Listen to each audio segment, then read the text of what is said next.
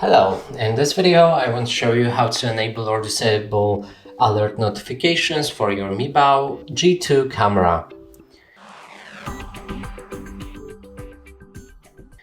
And to do this, first you need to set up the camera for your app, the Cloud Edge app to be exact, on your Android smartphone on iPhone.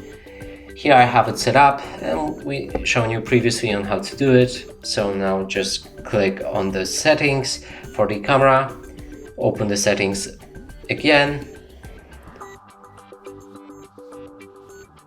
and right here you can either enable or disable to receive alert notifications with the switch right here. You can also go back and open the settings again, and notifications are available in the front right here.